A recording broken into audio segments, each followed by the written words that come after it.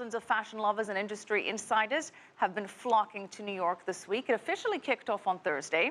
And Tracy Towndon, our resident fashionista, has been covering the event. She joins me now in studio. Tracy, pseudo-fashionista. This has been your third time covering this event. Now, we know it's all very glamorous on stage, but what goes on backstage? What was it like behind the scenes at this year's event so far?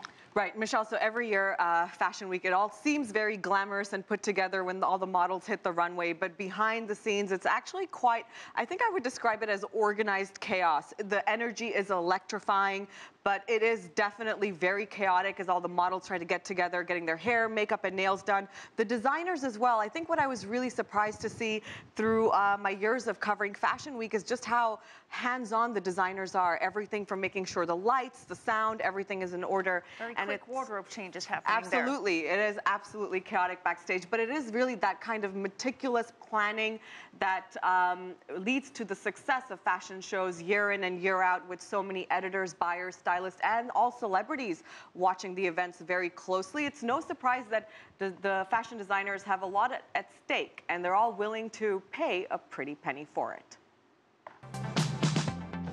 Creating the perfect fashion show is no easy feat. It involves months of planning, designing, creating, and number crunching. And the costs run high when you consider New York Fashion Week, the biggest fashion event of the year, which beats out the likes of Milan, London, and Paris. According to Business Insider, it's hard to put on a fashion show for less than $100,000. And for some higher-end labels, the costs run even higher. One of the biggest expenses for designers during New York Fashion Week is the venue.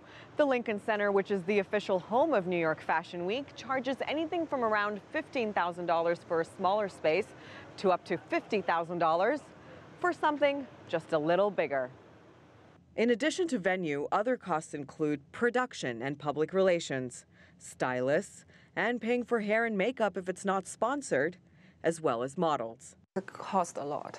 The venue, especially this time we are in Lincoln Center, the venue itself, the PR, the models, everything.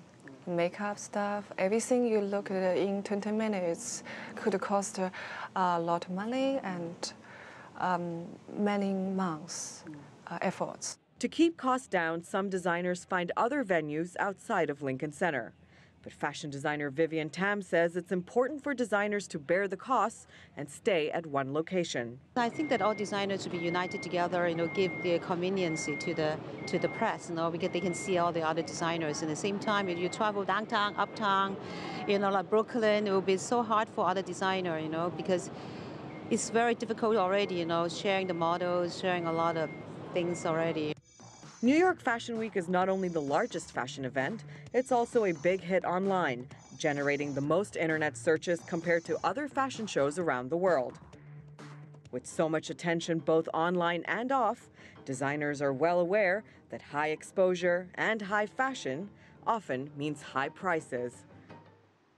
Despite the pretty price tag that comes with putting on a show, designers all realize the value of Fashion Week, and this season is clearly no different. In fact, there are around 300 shows that take place in New York every season, fall and spring. Well, Tracy, it goes on until Thursday, so we still expect a lot more from you. What are some of the highlights coming up?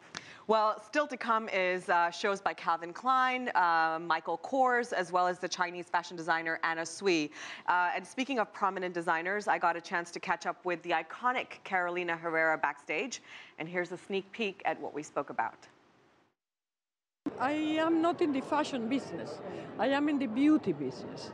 Because I always say that the women who wear my clothes should look very beautiful. So I try to make them, to offer them that. It's not only the makeup, it's only what you wear. On Wednesday, I'll bring you more of that interview with Carolina Herrera, as well as some of the other designers I will be speaking to backstage. Michelle will also take a closer look at just how significant Fashion Week is for not only designers, but also editors and buyers alike. Oh, sure. It's a really big event. I like Carolina's comment that it's not about the fashion, it's about the beauty. That's what we care about, right? Absolutely. All right. Well, thank you very much, Tracy. Now, you stay tuned.